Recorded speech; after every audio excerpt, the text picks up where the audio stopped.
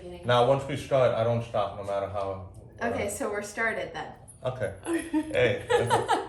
Oh, I'll edit this part out, but. Yeah, the beginning sometimes can be edited. So, okay, hello. Today we're getting the 3-2-1, showcasing the SpaceCoast, and getting the 3-2-1 on you, Henry Mims. Yeah. Oh my goodness, I am actually really excited to get to know you a little bit more and share with everybody a little bit about you and what makes you so awesome and special and fun.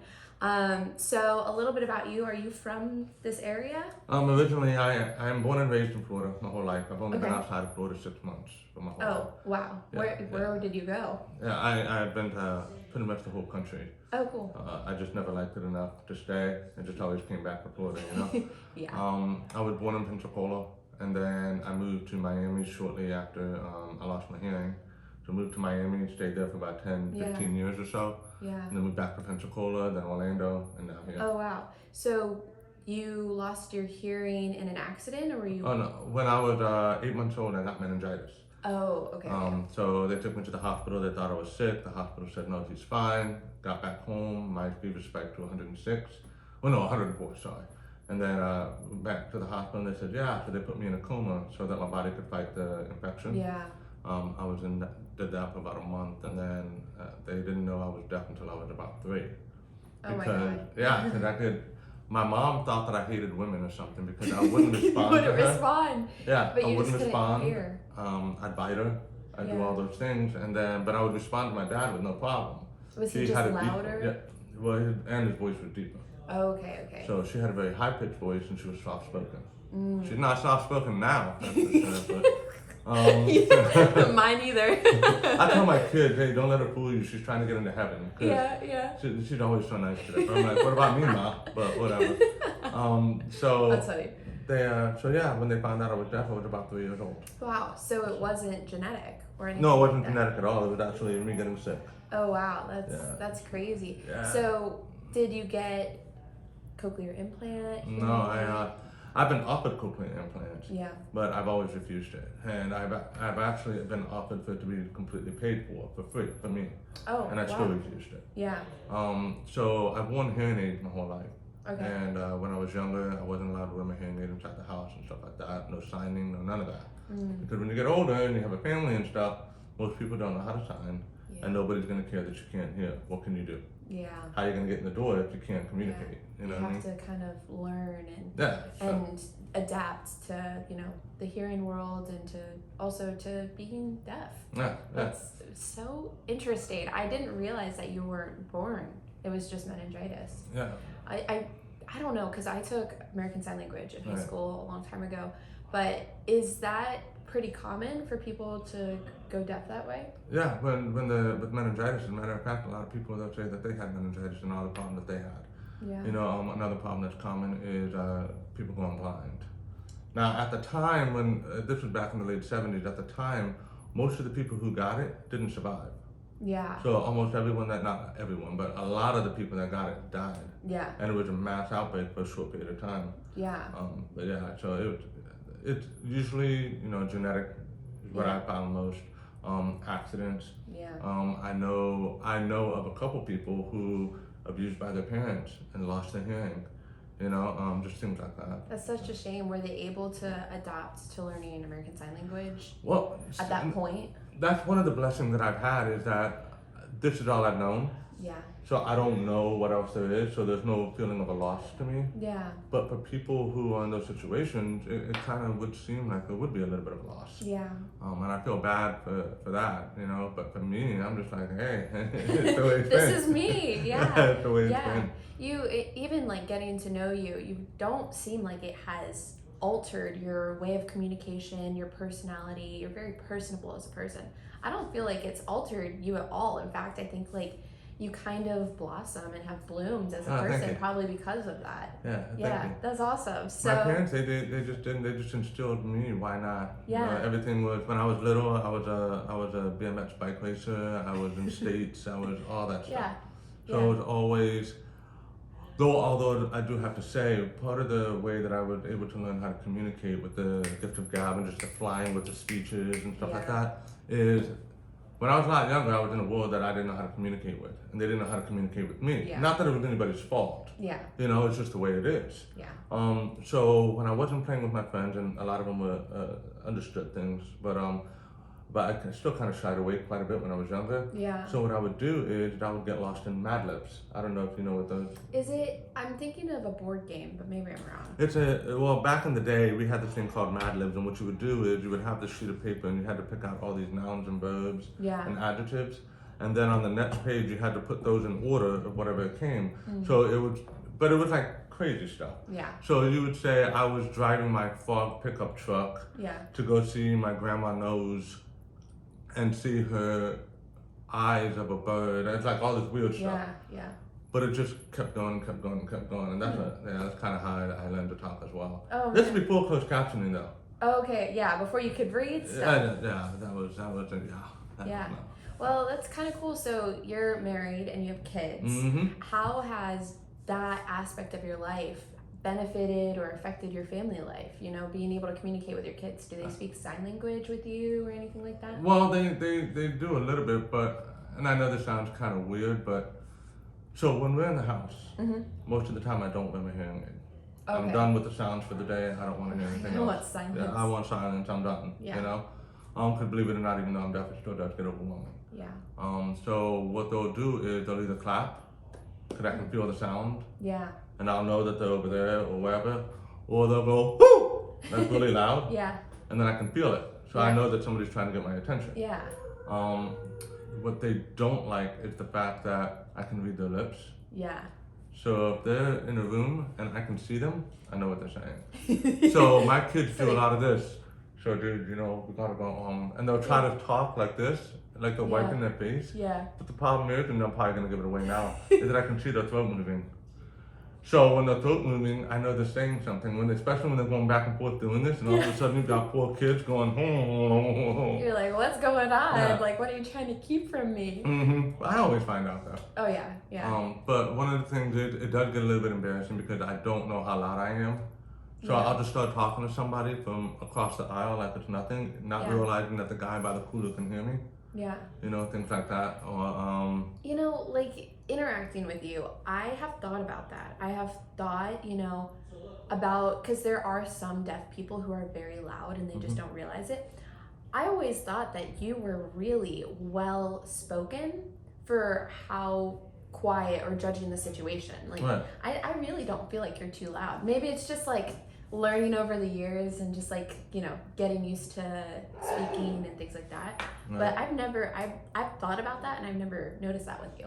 Oh, well, thank you. Thank Yeah, you. I don't feel like I you're put a too lot of effort into it. Yeah, yeah, I'm constantly walking around the house speaking, and people think I'm talking to myself, or walking around just in general. yeah, And I'll say things like the rabbit jumped over the green moon. yeah, Things like that, trying to use words that use R's because I can't say my R's. yeah. Which makes talk to text horrible. So like everything that you'd be surprised how many words have R's in them. Yeah, And then like, okay, delete. Yeah. And then you go back to talk to text and it's just, but yeah, so that's what I'm always doing. And they'll say, are you talking to me? Are you talking? No, I'm not talking to you. yeah, Okay. Yeah. Or I'll catch myself in the mirror trying to read my own lips. yeah. You know what I mean? Just kind of, Trying to work on the speech and stuff like that. Yeah. I've met quite a few deaf people, having been in like an ASL class and just learning a lot about it. And we had a lot of deaf people at my high school. Right. And I feel like I really didn't even realize you were deaf, and then I kind of figured it out. And then I was like, wow, like you're really on top of it. Oh, thank you. Yeah, Thank you. no, absolutely. That's so cool. So in your life, going through all these struggles and, you know, the things that make you who you are, now you are in a place of life where you have kids, you have a wife, and you decided to become a real estate agent. I did. So how does being deaf, you know, how has that kind of changed the way that you do real estate? Well, just to kind of go back a little bit before doing real estate. Yeah. I was a waiter in a fine dining restaurant. In several actually, because I moved from one to another and whatnot. And in being in that situation, I had to work my way up there because you got to remember nobody would give a deaf guy a job as a waiter. Yeah, Yeah. that was my first thought. No offense, but I'm like, wow, you know, when you say fine dining, I'm like, wow, you must have really known your stuff. Oh yeah, 100%. And it started off with some lady who, way back in the day, Miss Teresa, at Ruby Tuesdays in Milton or at Pace, Florida. Yeah. She gave me my shot, and I ran from there. But with that, it came to understanding different types of clientele, because when you're a waiter, you have to deal with everybody, and it doesn't matter what walk of life they come from. You have to be personable to everyone. Yeah. You know, not vanilla, because if you're vanilla, nobody's gonna ask to come back and talk to you. Yeah. Something has to stand out. Yeah. You know what I mean? Absolutely. So I would always try to, in every situation that I had when I was working as a waiter, find something that made me stick out, because they would come back and try to talk to me. So my Friday nights would be full. Yeah. My Thursday nights would be full. Yeah. You know? So, and the way that translated to becoming a real estate agent is I was getting recruited heavily as a real estate agent while I was doing fine dining, but I was thinking, I don't have to work a lot of hours, and I see the stresses you guys go through. Yeah. And then I make about the same money half of you make. Yeah. Why would I want to leave this Yeah. to go do that?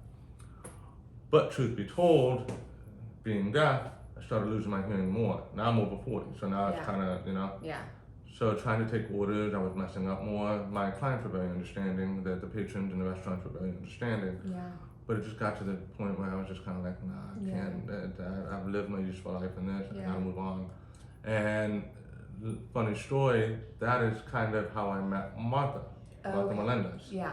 Which if you don't know who she is, you will. Yeah. She's awesome. Yeah, she's phenomenal. She's a superstar in her own right. Yes, she is.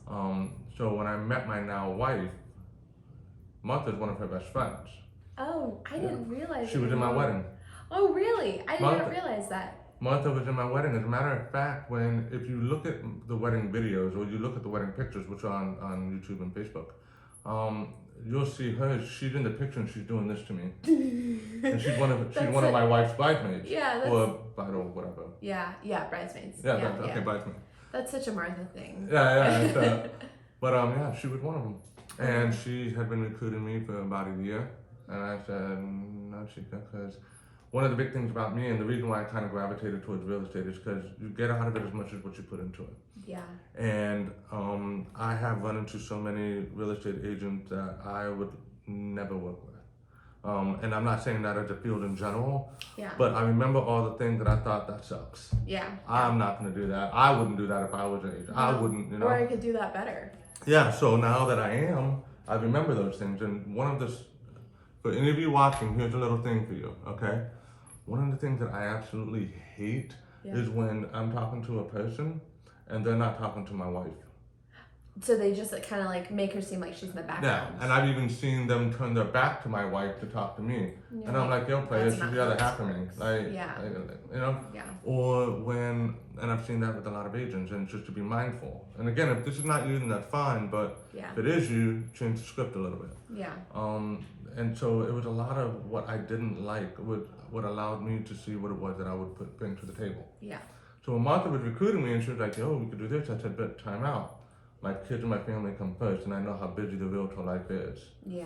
So I don't know if I can, which is when I work in fine dining, almost every weekend I had off because I lost money on it, but it was because my kids, soccer games, fishing trips, stuff like that. Yeah, priorities. You have to prioritize your relationships, your time with your kids, with your wife, and I'm similar to you. I'm very personable. I worked in lots of restaurants. I did work in some fine dining, and I loved the atmosphere. I loved the people, and I loved the money. Right. But being a parent, making it a long-term career, that's kind of where the disconnect comes out. Yeah, it does. And I can relate and I can understand of like missing out on the good money so that you can be there for your family. Yeah.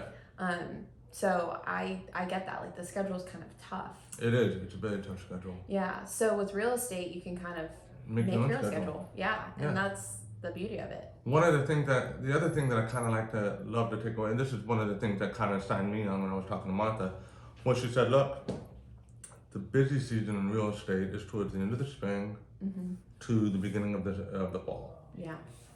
The kids aren't in school. Yeah. Because I'm also Mr. Dad, Mr. Mom, whatever you call it.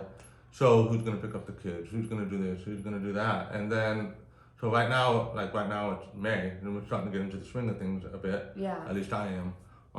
So that kind of helps relieve some of the pressure that would otherwise be on me, because it doesn't have to be on every day. Yeah. And I tell all my clients, and I say, hey, look, this is how I do, this is where I am. Yeah.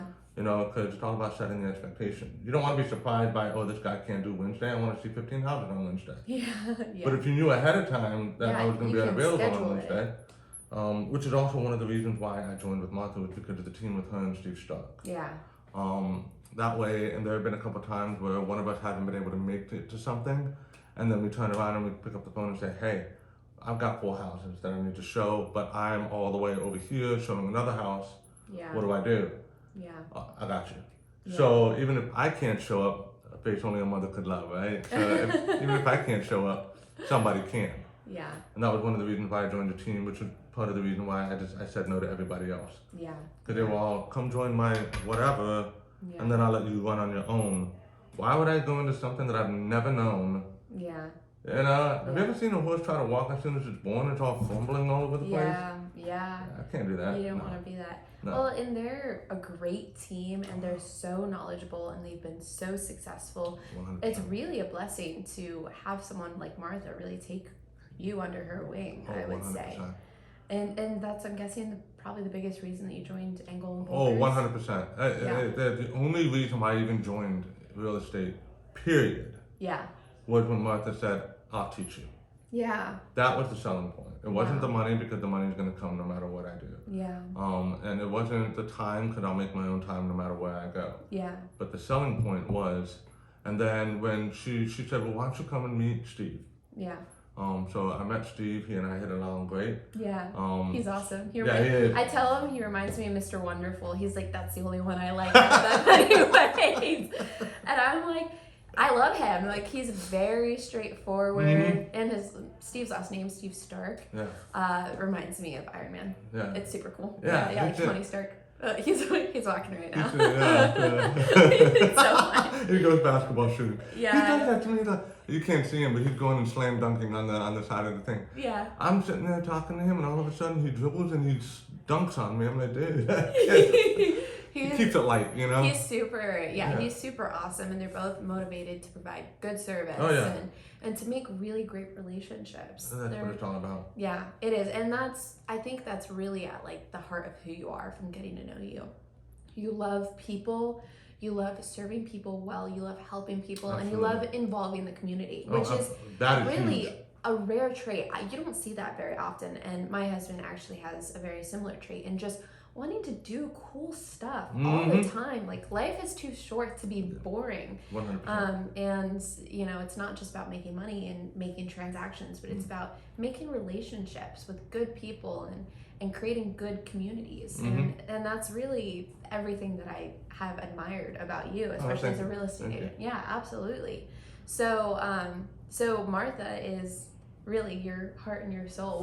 What did your wife say when you told her, you're like, I think I'm gonna get into real estate? Was she like, finally? Yeah. She was kind of like, thank you. Because she knew Martha was gonna, again, Martha's history and everything, and being the fact that she is my wife's, like, one of my wife's right-hand ladies. Yeah. You know? Yeah. So, and that whole chemistry there. The other thing that allowed me to kind of just feel comfortable in this is there's the businessman part of me, and then there's the man part of me. Yeah. And with my team, which I think is very important, is a lot of people get that kind of mixed up. Yeah. You know? Yeah. So when you have a team, you're not always going to agree. Yeah. So the fact that we're able to have conversations, sometimes disappointing conversations, and still be friends in this avenue, because that doesn't... Yeah, it doesn't affect your relationship at all. At its core, you know? I could literally, not that I'm going to, but I could literally say, I'm done, I quit, and go out to dinner with one of them this weekend. Yeah, and they'll be like, how are you doing? Like, what's going on? Like, how's life? Now you got a little more free time. Those are the best kinds of relationships because you know that there's no financial string, there's no strings attached, but they still care about you and your life and who you are, regardless of the benefit to them or whatever it might be, or the time invested. I love Martha. She's truly a one-of-a-kind person. And I bet for you, it helps you feel more comfortable. And even we were talking a little bit about phone calls, right before filming this, and you were saying, like, people who call me on the phone, like I know that they don't know me because I can't hear them. I'm not gonna answer. Yeah, like that's just part of it for you. Yeah. They know to text you, and I'll see Martha all the time calling people on your behalf to help you out and just be like, listen, like, you know, Henry's deaf, he can't talk on the phone, but I'm gonna talk for you. And that's just so cool. It's one of the things that I love about this is I was in sales for a long time. Yeah. When I was a lot younger, I was in sales for a long time, and I was always a part of a team. It takes a village, right? Yeah. I was always part of a team. But one of the feelings that I hate when you're a part of a team is that everybody's using you like you're using them. Yeah. And it's just one of the, and then what happens is you have all these clashes because then it's like I'm doing more for you, which is why I kind of went away from win-win situation to benefit situation. Yeah. There's always going to be someone in the upper hand, lower hand, whatever, but if you don't think of win-win, lose-lose or whatever, it's just benefit, it just makes things run a lot smoother. And I don't ever feel like I'm in that position with her. Yeah. And I hope she doesn't ever feel like she's in that position with me. Martha, if you're listening. Yeah. And I know she is somewhere. Yeah. That's awesome. So how has being a real estate agent kind of tied into, you have a lot of very interesting side endeavors that are so fun and so creative and really ahead of the game for the Brevard County, Melbourne area. Right. How has your 321 showcasing the SpaceCoast kind of gotten a little bit more involved with your real estate? Oh, that's an like awesome all right, question. Now we're getting into the meat and the potatoes here. Yeah. Well, the way 321 showcasing the SpaceCoast came about was I was working at the Dove, downtown Melbourne. And while I was working there, I became friends with a lot of people. And I had been friends with a lot of people before that just because I was always out and about, shaking hands and doing all that stuff. That's just what I do naturally, you know? And so, but then when I left because my hearing was going downhill, right? And I went into sales. And when I went into sales, I was traveling all the time. But during my downtime, I wanted to do something to keep me going because if your job's the only thing you have, something's kind of wonky, you know? So I wanted to do something, and I had a lot of friends who owned restaurants, barbershops, all this stuff, and I was like, you know what? Nobody is taking the time to show. I mean, people showcase restaurants. Yeah. Oh, they'll showcase, you know, some little kind of niche, but nobody actually just goes and says, hey, not that nobody, but a very small population is doing what you're doing. And I figured, I have a lot of friends that do this. Why not showcase them? So the first thing I had to do was I had to think, well, who am I going to piss off? Because you have a lot of friends, right? Yeah. So, like, for example, I have a few friends that do one type of business, but I only do one in this whole area. So the other ones aren't going to get touched. Yeah. Yeah. I had to explain to them that, look, this person over here, they have all these raving fans, they have all these reviews, they have all these things. They're really, and these fans are fanatical about, like if you go on to any of the social media things and you try to catch anybody saying anything bad about any of the businesses that I do, you're not gonna have one person coming on. You're gonna have 10, 15 people coming in. You don't know what, blah, blah, blah, defending that. Yeah. That's what I wanna see. Why? Yeah. Because they didn't get there unless they provided such a phenomenal service to the community. Yeah. You know, so the 3 rules that I have is number 1, you have to be local. You can't be you have to SpaceCoast. Yeah, yeah. Number 2, you have to have a location. There are exceptions to that. For example, if you're a photographer, you're probably not gonna have a storefront location. Yeah. If you are an artist, you're probably not gonna have, if you're a band, you're not gonna have a storefront for your band. Like those types of things, you kind of get away with it. But everything else, it had to be that, and you had to give back to the community. Yeah. I do have some friends that have businesses, very well run, fanatical, the whole deal. Yeah. But they don't give back. And I explained to them, I said, until you can do that. Yeah. It's a mutual relationship when you have a community like Melbourne. And I'm new to the area, but the biggest part of it that drew us was we had people that lived here and they were telling us, raving about the community. And that's what we were like, this is what we want. I don't care about how big a city is. I don't care about how small a city is. Like, if you have a niche, awesome, inclusive community, that's important. So supporting businesses that don't just take from the community, but also contribute into the flow of how this works and Yep. the benefits of it, that's important, especially to people who live in this community and know that it has a mutual exchange, you know? 100%. I mean, I can't stress that enough, because I can tell you right now, one of the biggest things, and it's a passion of mine, because you have loves and then you have passions, you know? Yeah. I love my family and all that stuff, and not sticking to it, but my passions outside of that, because then you go crazy if you don't have something outside of everything, you know? Yeah. My passions, one of them is this. Yeah. And it's just when you see the people and the response that they have within the community, Walmart does not care about your son's soccer game. They do not care But at Bob, the all. widget man, does. Yeah. And he's your next door neighbor, so why not buy your widgets from him instead of Walmart? Yeah. You know, I was sitting down with one of the guys that I know personally, and owns a business locally, and we were talking, and it was just kind of like this whole funny thing about people have this impression, for whatever reason, that when you buy local or mom and pop, you're gonna pay more than you would at Walmart, for example, or Yeah. Amazon. Yeah. Okay, so we were talking, and I went home, and after the conversation, I went home and I said, you know what? I'm gonna think about all the local things that I buy, Yeah. which is a ton. Yeah. You know, so I started writing them all down. I wrote down how much they cost, and then I went online and looked at Amazon, Walmart, all those things. But sure, the cost difference was $17 a week. Yeah. $17 a week. That's so minimal. To That's like tax. so that your neighbor can feed their family. Yeah. Like $17 a week. I would pay $17 a week to get something that's locally grown or ethically sourced, or ethically, even like meats. That's a big thing in my lifestyle. I hate eating commercial meats. Like, I'm not going to eat the Purdue chicken. I'm not going to eat the Tyson chicken. I would rather support local farmers, maybe outside of the city, at our farmers market. And I'm willing to pay a premium price, but I've got premium food nourishing my body. And so in some ways, I think it's really a win-win to support local people, because you're also not only supporting their families, but you're supporting yourself, your family, in every way possible. And that's why I think we really need to, because you've also got to understand, a lot of times, like for example, the last time we had a huge recession, which is when the market crashed back in 2008 and whatnot. Yeah. And I had a lot of friends that lost their businesses because of that. But if we can come together as a community and local businesses supporting local businesses, which, by the way, in the SpaceCoast, one of the most insane things I've ever seen is how much they support each other. Yeah. I've seen, and this is the God's honest truth, I have seen a pizza place lose their oven, call another pizza place who's a competitor, and use their oven to make their deliveries for the food. Yeah, that's insane. Like, where does that happen? I've seen a person who's a baker using another baker's shop to make their goods. Yeah. I mean, and that's the kind of community we have here. Yeah. Why not showcase it? Why not let people know, hey, you're not just coming to sit inside your house. This is what we have to offer. Yeah. The barber shops, the food places, the cigar shops, the things you can do, the town centers. So there's just so much. Yeah.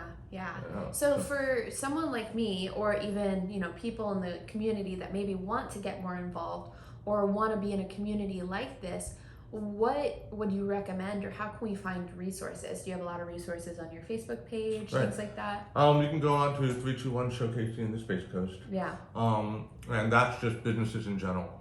If there's something you're looking for food, you can look at 321 where Brevard Eats. Yeah. That's Lynn Dowling, Sue Fleming, phenomenal ladies. I used to actually wait on them when I worked at the job. Yeah, so comes full circle. Yeah, and then they also used to come there with a guy named Scott, who owns Scott's on 5th and Beachside. So that's it. I used to wait on them. But wonderful people. Yeah. But yeah, you can go on there. One of the things that I like to do, I don't like to go on Facebook and ask a general question, because then you're gonna have everybody who knows somebody. It doesn't mean they don't suck. Yeah. So I don't want, You want real, actual recommendations or material of people that know. It's not, because it seems like in a town like this, everybody knows everybody. So everybody knows somebody that can do something. But is it, a certain level of standards? I don't know. Well, one of the things that I am also active in is I am a Google local guide. Oh. So if you go on there, I'm 7th rank now. So I'm a big deal, Divert the eyes. It's just, Oh my gosh, do you do Yelp too? I have not done Yelp. I just do Google reviews. You know what? I should do Yelp. We should get you started because you can get like certain like medals and like awards for your profile. I like feeling like a winner. Yeah. Just giving lots of, honest reviews and thorough reviews, and you already take pictures. I take pictures. Yeah, that would probably be a good way to help like optimize all your stuff. But that would be awesome. Yeah. One thing that is interesting though is in trying to push out things for the community and trying to show, I have had a little bit of pushback. Oh yeah. So, and in that pushback, I believe there's enough for everybody to eat. Yeah. And I have had people, 2 people in particular, that tell me that, they're gonna go and whatever it is that I'm doing with 321 Showcase in the SpaceCoast, that they're gonna go and do it and people are gonna forget about me. My frame of thinking on that is if that's what it takes for you to showcase your local businesses, let me know when you do it, because I'll share the stuff for you. Yeah. Because it's not about me. It's kind of like when you were talking about bakers who are saying, oh, my oven's broken, or, come use my oven. That's kind of the same concept. Like, 100%. I don't care if we're competitors. I'm happy to share because at the end, it's about blossoming this community to get information out there so people know. And I think even just that comment is like a testament to how what you're doing is so good. And really, I mean, going more into a little bit of the depth of it, you as a person and your ideals, as long as you're consistent and you're doing it anyways, I've always had this theory. It doesn't matter if people are booing or cheering, they're all just making noise. So just take in that noise for what you're doing and just run with it. That's going to be my status one day. It doesn't matter if they're booing or cheering, they're all making noise. Yeah, you can totally use that whenever you want. But they're all just making noise for what you're doing. Right. And you're happy to make noise for what they're doing. Oh, absolutely. I just want everybody to succeed. I just want everybody to be happy. Yeah. And if they're going to put that much effort, local businesses, if they're going to put that much effort and time, because it's not 40 hours a week, it's 90 to 100 hours a week. Yeah. There's a lot of times, I know a lot of restaurant owners that sleep in their restaurants. Yeah. I know people who own businesses that they get out at 2 o'clock in the morning, have to come back at 6, so they sleep in their cars. Especially amidst the pandemic. Yeah. That was huge. Some people were working less, but then as soon as you're able to open back up, a lot of those people have been working more, and they're still working more just to keep afloat. I know a lot of people who, for a while, they would have to shut down day to day because we don't have enough people to work, somebody's sick, or with this and that. And so. I just experienced that the other day at a local breakfast restaurant where they're supposed to close at 3 and they had to close at noon, and we waited 2 hours for our food. But we didn't want to walk out on a local business. We're going to stay and we ordered something and we're going to support them. And they were very straightforward, very upfront. But they were saying, we had 2 people call out and we just cannot run this business. And my heart broke for them, that they had so many people trying to come in and they had to physically tell them, I'm so sorry, we are closed. We cannot take any more capacity. We're just at capacity for what we can do.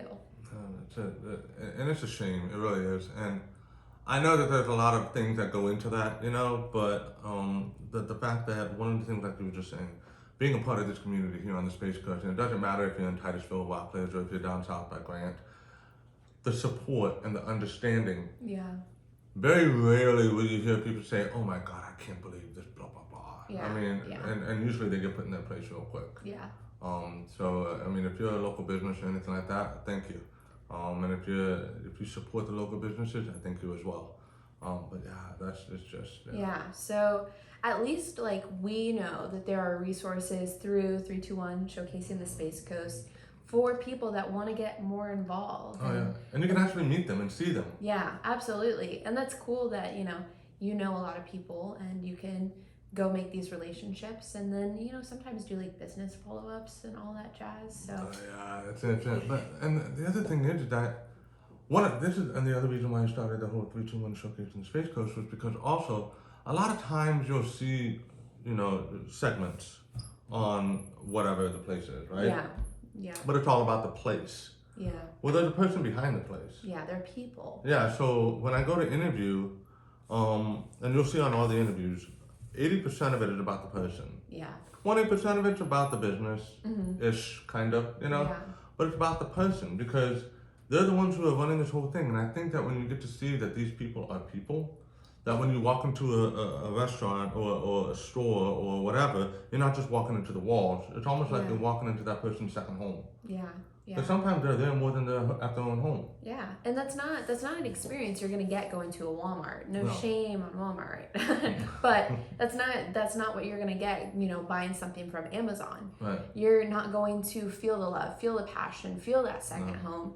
There's no real people behind that. It's just people doing their day-to-day jobs, making their money, going home, and then doing their passions. Yeah. Whereas you are in the middle of somebody's passion enough that they wanted to invite people from the community to come see it, to come flourish in it, to come purchase and stimulate the local economy. Right. So it's really so deep and so intricate, and from an outside perspective, I think it's freaking awesome that you support people like that. Thank you. Yeah, absolutely. If I open up a business, come visit me. And I really hope, if anybody's watching this video and they think, oh, well, they're not my competition. If you can find somebody businesses that can go do it. Yeah. Let me know. I'll show you stuff for you. Or if you're a local business and you want Henry to interview you, Yeah. he dedicates hours. He'll come in all the time.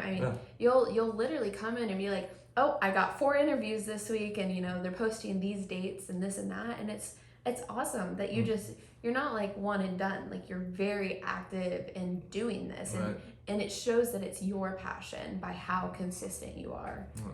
That consistency is key. It is, especially with social media. And I was gonna say earlier, like, I think one of the coolest things is you're different from a journalist because you're not writing papers, you're not writing articles on these things. You're stepping into this idea of technology that has emerged in the last 15-20 years to something incredible. And so you're really just trying to adapt and pivot to provide the best resources for people to find that, because that's what people use. They use their phones, they use technology, they watch videos. So not that people don't read anymore, but it's just not as, I hope you do. I hope you read a little bit, but it's just not as prominent, so you're doing something really awesome. And to kind of pivot back into the real estate thing. It also kind of helps me as a realtor. Because then what happens is that, like, for example, I'll go to, last week I was in Cocoa, for example. So while I was in Cocoa Village, I did a couple things there. And then I said, while I'm here, why don't I drive around and take a look? And so I did. And so now I know a lot more about Cocoa area than I did before I showed up. Same thing happened when I went to Rockledge. Same thing happened when I went to Titusville. Same thing happened when I went to Mims. Which, by the way, it was not named after me, but I think I was a tenant, Hey, I've never been to Mims, but I never even I never considered that it was maybe your city. No, but I'll take the claim. I'll take the key. If the mayor's watching this, I'll take the key. Mims, when I went through Mims, there was a lot of equestrian, a lot of land. Wow, really? So now beautiful that's areas. South of Sebastian, right? No, north. Oh, it's north. No. Okay. I clearly South is you got Ellesmere, Grant, Yeah. Sebastian, And Vero Vero. Beach, Yeah. stuff like that. Yeah. So, Okay. I didn't realize it was north. yeah. She hadn't been here that long. No, I have not. Okay. I'm from Central Florida, but I never really paid attention to the SpaceCoast. I didn't even know it was called the SpaceCoast. Do you know why it's called the Space Coast? Well, the Kennedy Space Center, right? Do you know why the zip code, the area code is 321? So here's an interesting thing before you tell me why. I'm from the Orlando, Central Florida area, and everybody has 407. It's like 407. But we started to transition when I was in like middle school, high school, to people starting to have 321. And I just thought it was an extension of the 407 zip code for us. And then I come here, everything in this area is, you see 321 boat rentals, that's like a local business. You see 321 everywhere. And I'm like, did you guys have it before we had it? I thought that was just an us thing. No, but everybody has it here. It's 321 because 321 blast off, the space shuttle. They specifically did it for that reason? From what I've been told over and over and over again. Well, I mean, that makes sense. 321 liftoff. Whatever, yeah. I I did not realize that. Well, now you know. It's a great set of numbers. It's 407's kind of random, and I was like, oh, 321. That's so easy. Yeah. That's hilarious. That is good. Yeah. Oh yeah. I'm not gonna tell anybody about that. I learn something new every day. Yeah. Oh, that's awesome. Yeah, that's where 321 came from. And one of the great things about living in this area is also it's a culture that is also unlike most places you go to. Yeah. You know, when you live here and you'll know that somebody's new because they'll say, "Did you hear that boom last night?" It's a rocket that went off. Yeah. You know.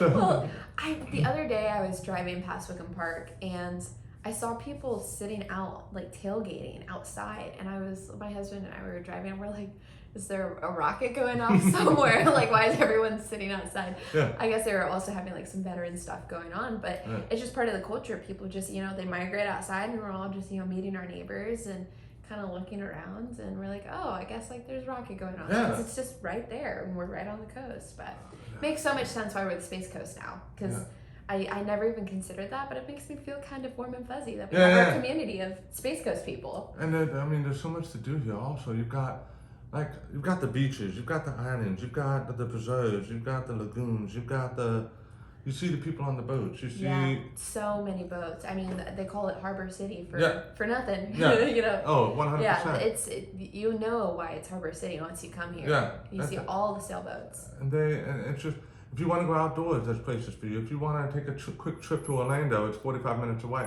If you want to go down to Miami, you're looking 2 hours, 2.5 hours, depending on the traffic. West Palm, an hour and a half. Yeah. You want to go, we get talent here for music. We get, all these things happening. And it's just like, we've got these another thing is you've got these little playhouses, the theater. I love theater. Oh, I love theater too. Theater. I love theater. I didn't even know we had a theater. See, so this is something a lot of people might not know though. So being deaf is one of the things that I used to, one time when I was younger, I got mad and I smashed the TV. I was probably 4 or 5 years old. Okay, you're super young, yeah. Well, I lost it. And my mom came running in and she's like, what's this? One of those cool memories you have. Yeah. A lot of times on TV, there's a lot of talking, but the camera's not on the person that's talking. Yeah. So you have no idea what's going on. Yeah. Well, my mom, just because of, I guess, habit, would put Sesame Street on. Oh no. Puppets' lips don't move. Their mouths open and close, but that means nothing. I was like, could you just spit it out? Just come on. Yeah, like, what do you? Yeah. And here's Grover, like with this, and I'm like, nah, dude. Like, that's it. I'm done. Yeah. Burn the wall down. I'm done. Yeah, I lost it. Broke the TV. Oh my gosh. I never considered Sesame Street is not applicable for deaf kids. Well, now it is because of closed captioning. But my age. No closed captioning. Take your big bird and shove it. I don't really care. I was like, what the hell are you saying? That's so funny. But that's how I fell in love with the theater. But because Sesame Street was on PBS, but on PBS was also theater. And on theater, the camera always pans to whoever's speaking, and I could read their lips. Yeah, so you can know what's going on. Fell in love with the theater. I was like, oh my God, I wanted to be on every stage I could possibly imagine. Broadway. Yeah, but I have stage fright, so it's kind of like, you have stage I fright? did when I was younger. Okay. Yeah. I was going to say, because I feel like this is kind of stage. Well, when I was younger, I didn't really know how to talk, so I knew that people looked at me weird. So you felt a little insecure? Well, I was very insecure. Yeah. I had a very, see, now people just assume I'm from England or New York. Oh, really? So, yeah, because they're like, oh, you're from New York? And I'm like, nah, I'm not. You can just be like, yeah. Boston. What you gonna do about it? I don't know if that sounds right or not. No, I think it does. It's pretty good. I think it's pretty good, yeah. Okay, thank you. I've been working on it. Yeah. That's funny. But so, and then when I was younger, it sounded very, like monotone, very, so I just kind of had to work out of that. But my parents were on me nonstop. And then, no, this is how you say it. No, this is how you say it. I cried a lot when I was little. I'm sure. You know? Almost like trauma. Oh, of just wanting to be kind of like socially, like on the same level, probably. Yeah, it was socially, it was very, It was, and not only that, but my mom's Cuban. So most of my family in Miami speak Spanish. So do you speak Spanish? No. Oh, okay. Me either. My family is also Cuban. Ah, nice. Yes, nice. on my mom's side. Straight from Cuba, originally from Spain. Okay. But I don't speak Spanish either. My mom speaks fluent. Yeah. Never spoke it to me. My I'm like, mom what the only heck? speaks it to me when I did something wrong. Yeah, yeah. Oh yeah, I understand. I understand. Yeah. You grew up in a household of just Spanish screaming and then the son of Fabuloso. I'm sure. We have purple fabuloso. Oh, yeah, that's all I use now because that's what I knew as a kid was purple Fabuloso. Yeah. The blue one is really good. It smells very tropical. Yes. I haven't tried that one. I've done the yellow one. I've done the purple one. Yeah. I've done the blue one. I smelled the blue one when I used to work at restaurants. I used to work at a Carrabba's. Somebody was using something that smelled so good. I was like, what is that? I need that in my house. And they're like, oh, it's just the blue Fabuloso. And I was like, there's a blue one? Really? Yeah, and it's incredible. If you like Fabuloso, blue Fabuloso. It's like a light tropical blue. See, now that we're talking about this, it kind of segues into something else. That's kind of where the whole idea with the feeling I had and the whole 3-2-1 and all that other stuff was because when I was younger, you had a tamale guy. Yeah. You had the person who had the perfect potatoes for the picadillo. Yeah. If you put potatoes, if you don't, that's okay. I mean, there's a huge fight with that, but it's just, you had like today I'm picking up Peruvian tamales at the taco park. That sounds because so somebody good. knows a person who knows a person. I brought a sandwich for lunch and now you're making me want to go get some tamales or tacos or empanadas or whatever. Cuban sandwich. I do know places to go, but I'm not going to keep quiet. He knows on the video. all of them. I get the 3-2-1 because I work with Henry, so I'm like, Henry, I want some Mexican food. Where do I go? And he's like, this place. Yeah, you're a know-it-all kind of guy when it comes to food, at least. And local stuff. Yeah, but sure. it spreads out, and it doesn't matter where I go really, because quite naturally I just want to shake people's hands. Yeah. I'm a very huggy person. I'm a very shaky. Yeah. If you ever see me out in public, not that this is going to reach everybody, but if you ever see me out in public and you just need a hug, come hug me. I'm all down for it. He's awesome. You need to shake hands or whatever. And it's just when you go out and about, it just kind of what is that? What is that effect where when things, they multiply from you by the people you surround yourself with? I can't think of it, but I know what you're talking about. I learned about it in psychology. It's been a while since I've taken psychology. So when you find yourself around, for example, if you find yourself around a bunch of rich people. Oh, yeah.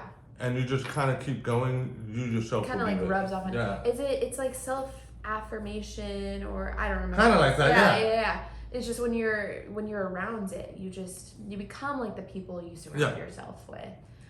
Which is actually a very, very interesting topic. I wish I had time to kind of get into more of that, but you are an awesome individual. Thanks.